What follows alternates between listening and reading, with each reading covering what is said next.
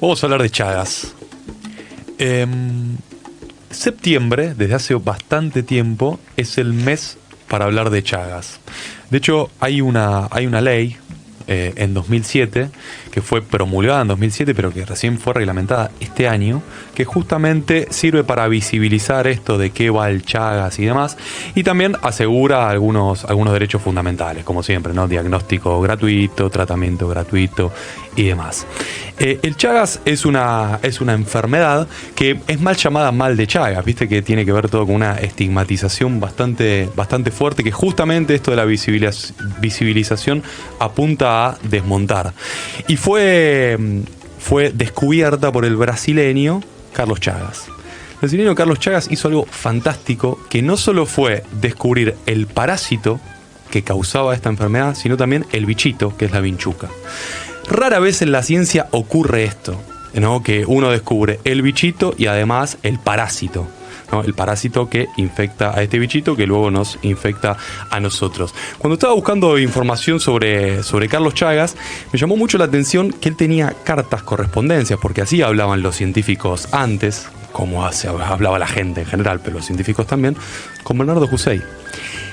En 1910, 1920, tanto Chagas como Husey estaban prestando atención a la importancia del desarrollo científico para el modelo productivo del país. Es decir, lo que hoy estamos repitiendo nosotros en cada una de las columnas, que lo repetimos porque lo repiten en muchos casos los funcionarios que se encargan de potenciar estas áreas, ya lo estaban pensando estas dos personas, uno premio Nobel y uno Carlos Chagas, muy importante para el desarrollo, sobre todo una enfermedad de impacto, ¿no? De impacto social.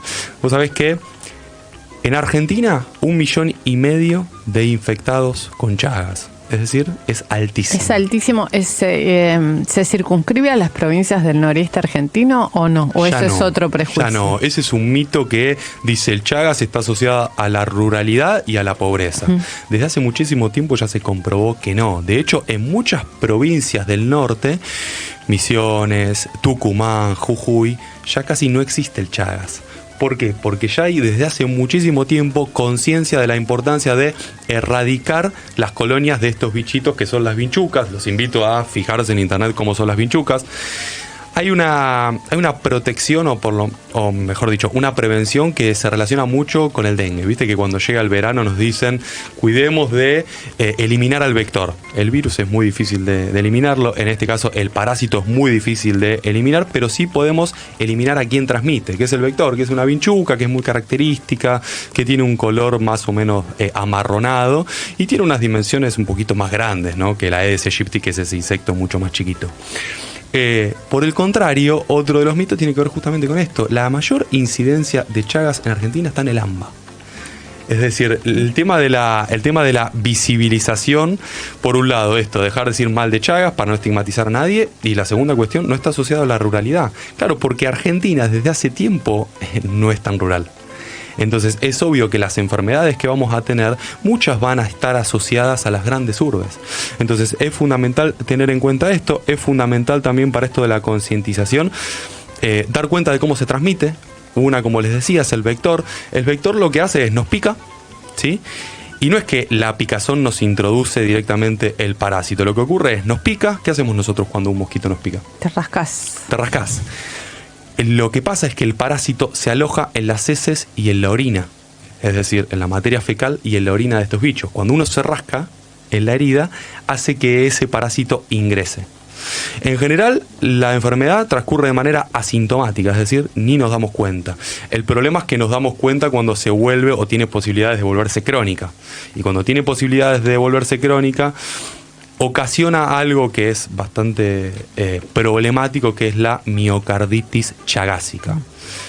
Nos empieza a doler el pecho, nos empieza a doler el corazón y muerte súbita, ¿no? Que en algún momento hemos hablado acá de la muerte súbita, que es justamente esa muerte que no avisa, ¿no?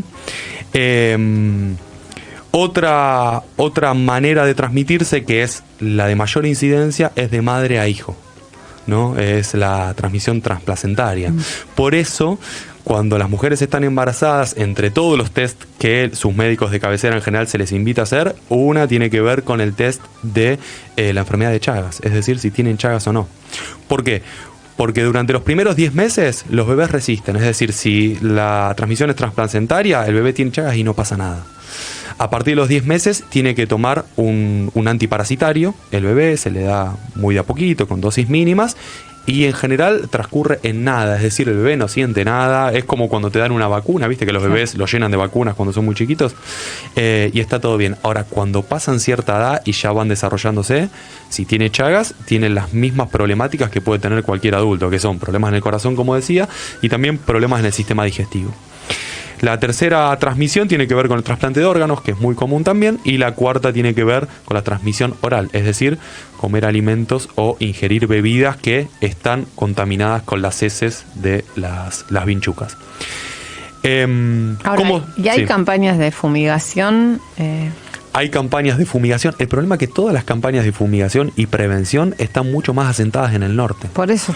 Porque el asunto para esto de la comunicación de las enfermedades es fundamental. Nosotros seguimos creyendo de manera errónea que es una enfermedad de la pobreza. Entonces, quizás diciendo que no es una enfermedad de la pobreza que puede afectar a todo el mundo, quizás la gente toma más conciencia y eso motiva una política pública un poquito más robusta. Ahí está el asunto, en no comprender la enfermedad, que en el sentido común esté esta idea de enfermedad que afecta a cierto grupo.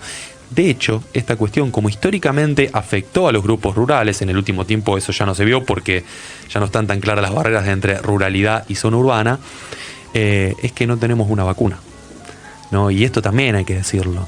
En general, los laboratorios apuestan, ponen dinero para prevenir o para curar las enfermedades que les interesan a sus poblaciones.